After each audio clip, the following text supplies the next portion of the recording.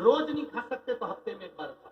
हाँ, थोड़ा मुंह छार छार हो जाता है, थोड़ी जिभ्या छार छार हो जाती है, थोड़ा स्वाद कम आता है। अगर चबाकर नहीं खा सकते, मुंह में स्वाद नहीं आ रहा है, छार छार हो रही है, तो हमने पहले भी कहा उस बेलपत्र को ऐसे हाथ में रगड़ कर पीस कर उसकी गोली बनाकर पानी से निकल जाओ। पर उस बेलपत्र का प्रयोग क्या होता है, जैसे उस बेटी का 11 साल की लड़की का लीवर और किडनी दोनों डॉक्टर ने मुंबई में डैमेज कर दी, बता दिए और बताए डैमेज, पर उसने जो प्रयोग करा बाबा ने सुना और 11 साल की बच्ची का लीवर और किडनी वापस काम करना प्रारंभ करा। हम शुगर है, बीपी है, थायराइड है, चर्म रोग है, सोराइसिस है, ऐसी बीमारियां जीवन में आती रहती है, पर वो बीमारियों का हल जरूर है शिव तत्व पर हल।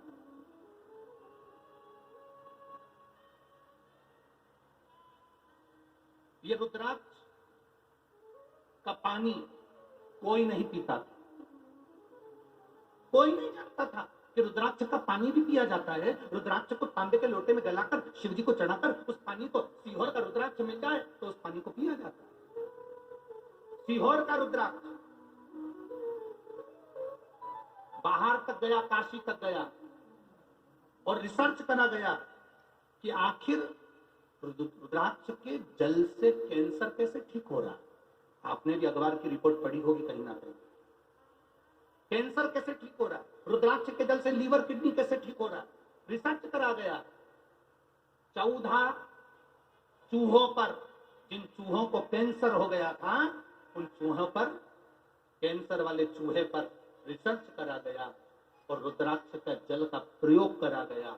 तब रिसर्च सेंटर में रिसर्च में निकला कि रुद्राक्ष का जल इतना कारगर है कि कैंसर को भी समाप्त कर सकता है। वो बल है उस रुद्राक्ष।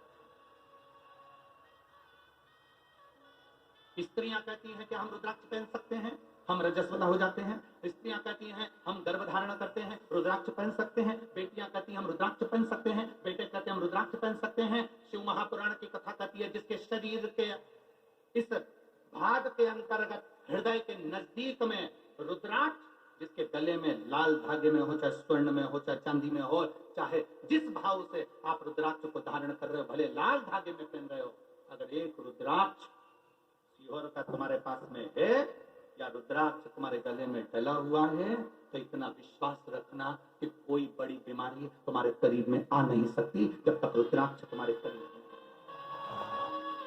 लोग रुद्राक्ष कब पहनते हैं? जब बीमारी आ जाती है। फिर पंडित जी से पूछते हैं महाराज जी बताओ क्या करें? तो महामृत्युंजय का अनुष्ठान करवा लो, रुद्राक्ष की माला पहन लो, रुद्राक्ष धारण कर लो। कौन सा मुखी पहनूं? 1 मुखी पहनूं, 5 मुखी पहनूं, 7 मुखी पहनूं, 10 मुखी पहनूं, 14 मुखी पहनूं, 21 मुखी पहनूं? शिव महापुराण की कथा कहती है 1 मुखी से लेकर 21 मुखी तक रुद्राक्ष होते हैं। शिव महापुराण में 14 मुखी तक रुद्राक्ष बताए गए हैं। ये जरूरी नहीं कि 1 मुखी पहनूं कि 2 मुखी पहनूं, जो बाबा तुमको दे दे वो रुद्राक्ष तुम्हारे पास आ जाए।